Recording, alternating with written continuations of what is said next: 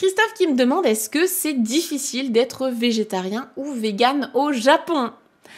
Alors là-dessus, je pense que j'en connais un petit rayon parce que ça fait maintenant, je pense, 8 ans ou 9 ans, je ne sais plus, j'ai arrêté de compter, que j'ai végétarienne dans un premier temps et végane depuis pas mal d'années. Je saurais pas dire quand parce que ça s'est fait progressivement et naturellement. Mais en tout cas, j'ai vu l'avant-après. J'ai vu l'avant-après, mes premiers voyages au Japon, je mangeais de tout, sans restriction et sans allergie.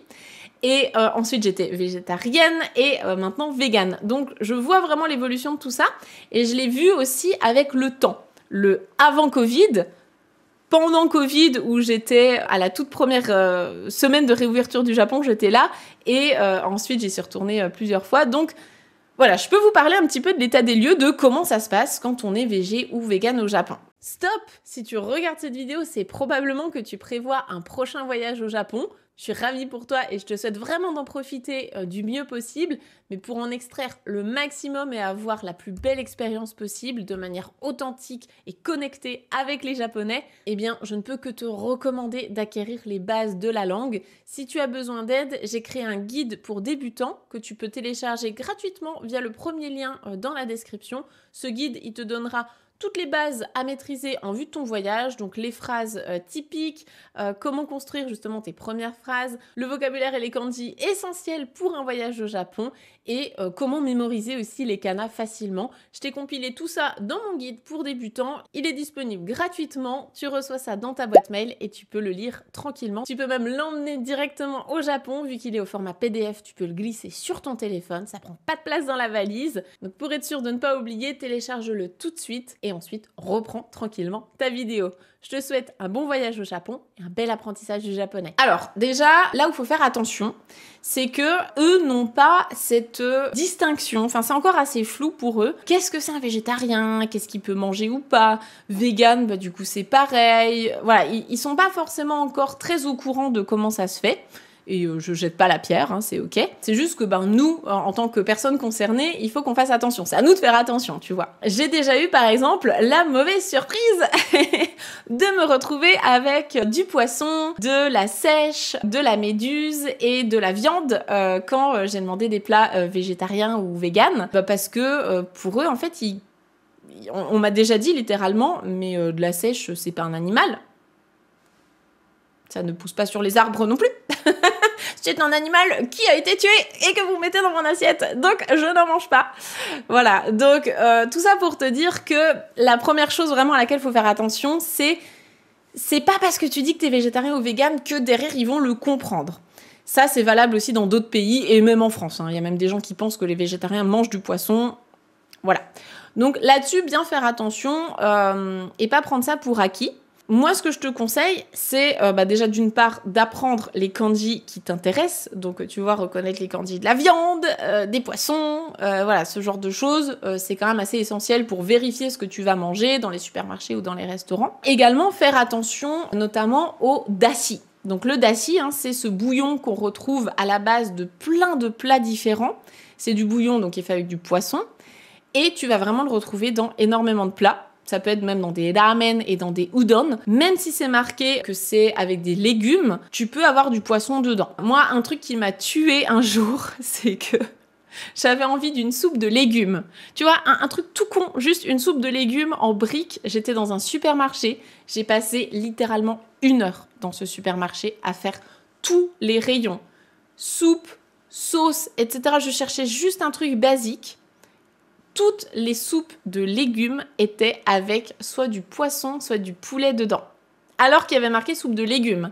Mais dès que tu retournes et que tu lis les ingrédients, il y avait systématiquement de la viande ou du poisson dedans. Donc, après, ça dépend si toi, t'es regardant ou pas. C'est toi qui mets ton curseur là-dessus et c'est ok. Voilà, là, chacun fait sa vie et il n'y a pas de jugement à avoir là-dessus. Est-ce que t'es ok de manger poisson-viande pendant ton séjour ou pas? Ou est-ce que c'est strict comme moi et voilà. Donc, team relou, youhou. Mais là-dessus, ouais, je te conseillerais vraiment de faire attention. C'est valable aussi, pas que pour les véganes et les végés, c'est valable aussi pour les personnes qui sont allergiques. Parce que ça, on le sait pas forcément, mais il y a des gens qui sont allergiques à tout ce qui est poisson, crustacés, fruits de mer, etc. Et en fait, tu peux en avoir. Tu peux en avoir dans des plats où il y a marqué plat de légumes, etc. Donc ça, bien faire attention là-dessus. Perso, moi comment je fonctionne maintenant depuis toutes ces années? Perso, actuellement, je ne vais plus que dans des restaurants qui sont très clairement étiquetés végé, vegan ou en tout cas qui ont des options. Donc des restaurateurs qui savent ce que c'est, un repas vegan, qui savent ce qu'on mange et ce qu'on mange pas. Donc moi, je ne fonctionne plus qu'avec ça. Tu peux en trouver vraiment maintenant sans problème dans les grandes villes. Donc bien sûr, Tokyo, Kyoto, Osaka, t'as aucun problème là-dessus. Même maintenant dans des plus petites villes, tu vois, il y a 2 ans, 3 ans, je sais plus. J'étais allée à Kagoshima, donc tout au sud de Kyushu. J'étais tombée sur un petit resto vegan tenu par un couple de petits vieux en plus, hein, qui était adorable. Et du coup, bah voilà, tu peux trouver ça dans des petites villes. J'étais tombée aussi sur un restaurant incroyable vegan au bord du lac Biwa, mais vraiment paumé. Fallait avoir une voiture pour y aller et improbable qu'il y ait ça là, mais bah voilà, il y avait ça et c'était excellent. Donc tu peux trouver, un petit peu comme partout, un peu comme en France, tu vois, des fois tu vas avoir des restaurants, tu sais pas pourquoi, mais il y a ça et c'est vegan et c'est trop cool. Dans les grandes villes, t'auras pas de soucis. Après, c'est pour tout le reste, quand tu voyages à la campagne, dans des plus petites villes ou autres. Bah là, du coup, c'est à toi de voir où est-ce que tu mets ton curseur parce que c'est évident que tout ce qui est combini et supermarché, t'as beaucoup moins de choix possibles. J'avais fait un reel Instagram sur les produits, justement, vegan que moi je prenais au combini. Il y en a quelques-uns. Il y a notamment les sticks de tofu qui sont incroyables. Là-dessus, c'est cool parce que ça te fait des protéines et c'est vegan. Après, voilà, des fois, t'as des produits où t'as l'impression que c'est vegan et ça l'est pas. C'est un petit peu relou, mais faut checker à chaque fois, faut vérifier. Sinon, il y a des comptes Instagram qui sont super bien faits pour justement dire est-ce que tel ou tel produit est vegan ou pas. Il y a des groupes Facebook aussi là-dessus. Moi, je suis abonnée à tous ces groupes-là pour voir justement est-ce que tel produit est vegan ou pas. Tu peux aussi envoyer une photo et demander, il y a toujours des gens qui te répondent. Sinon, il y a 2 ressources vers lesquelles je peux te renvoyer, que je connais bien parce que c'est moi qui les ai faites. C'est les 2 articles vegan ou végétarien au Japon, guide de survie. Donc je te mettrai les liens juste en dessous. Donc c'est un article qui répertorie et qui explique vraiment comment faire pour se débrouiller quand on est vegan ou végétarien au Japon. Et j'ai aussi répertorié tous les restaurants dans lesquels je suis allée et que j'ai aimé, bien sûr. Je vous mets pas ceux que je ne conseille pas. Mais du coup, il y en a énormément. Entre Tokyo, Kyoto, Osaka et même plein d'autres villes, tout ce que j'ai testé, en fait, j'ai tout mis là-bas. Actuellement, ils sont disponibles sur les 2 articles que je vous mettrai juste en dessous.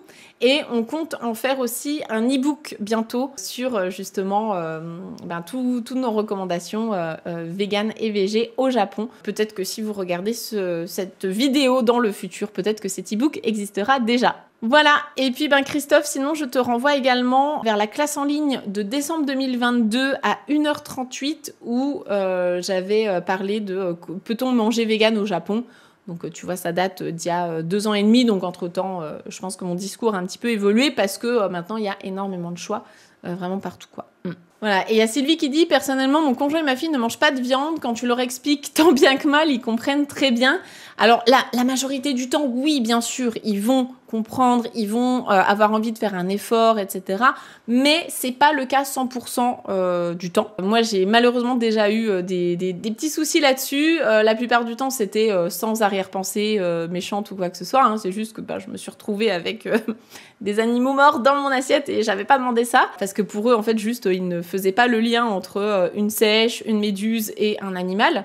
Mais par contre, j'ai eu une fois... Et là, vraiment, je sais que c'était vraiment de la malveillance pour le coup. Ça arrive, hein, le Japon n'est pas un pays parfait. J'ai eu une fois un restaurateur, c'était pendant un matsuri à Kyoto, où justement, il vendait des yakisoba, donc des pâtes cuites, quoi. Et il avait donc des yasai yakisoba, donc des yakisoba de légumes. Et je lui avais dit, trop bien, yasai yakisoba, est-ce qu'il y a de la viande dedans?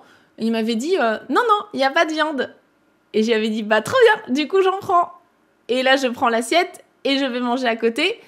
Et je tombe sur, tiens, ça ressemble pas à un légume, ça ressemble vachement à de la viande. Et donc après je suis allée lui demander, je lui ai dit, mais ça c'est pas un légume. Et là le mec explose de rire. Et je lui dis, non mais vraiment s'il vous plaît, est-ce que vous pouvez me répondre? Est-ce que ça c'est un légume ou est-ce que c'est de la viande? Le mec rigole, il était avec tous ses potes en mode, ouais, regarde là celle-là. Et ok, j'ai compris que j'étais tombée malheureusement sur un gros beauf qui voulait me faire manger de la viande et ça le faisait bien rire. Donc du coup, j'ai tapé un scandale jusqu'à ce qu'il me rembourse et j'étais pas contente. Et voilà, mais le mec a rigolé. Donc je pense que c'était vraiment de la malveillance comme on pourrait en avoir n'importe où quand tu tombes sur des gens qui sont pas très cool, quoi. Mais bon, c'est arrivé une fois dans ma vie, hein, c'est pas non plus dramatique, je m'en suis remise. Le Japon n'étant pas un pays parfait et les gens n'étant pas forcément sensibilisés et au courant exactement de qu'est-ce qui est quoi, mes recommandations, c'est d'aller au plus simple, de ne pas non plus être chiant, tu vois. On est déjà relou, donc on va pas s'imposer au monde de pas être relou. En fait, au Japon, déjà en France, c'est difficile de faire modifier des plats, mais au Japon, vraiment, ça se fait pas. Donc, ne pas aller dans un restaurant où tu vois que c'est un restaurant de viande et de machin, et en disant « Est-ce que vous pourriez modifier le plat parce que je veux pas de tel ingrédient ?» Ça, en général, c'est chiant, c'est pas très bien perçu, et ça risquerait de te poser problème. Donc, voilà. Moi, ma recommandation, c'est de faire simple, d'aller dans les restaurants où c'est clairement étiqueté qu'ils savent faire du vegan et comme ça n'embête personne. Et ça permet aussi de découvrir juste des dingueries parce que les meilleurs ramen de ma vie, et pourtant j'en ai mangé des tonnes à la viande, mais vraiment le meilleur ramen de ma vie, il était vegan. Ouais. Il était vegan et du coup j'en parle dans les articles que je vous mets en description, donc vous pourrez aller voir tout ça. Voilà. C'est pas parce qu'on est vegan qu'on se prive de plein de choses, au contraire, on découvre des sacrées dingueries, quoi.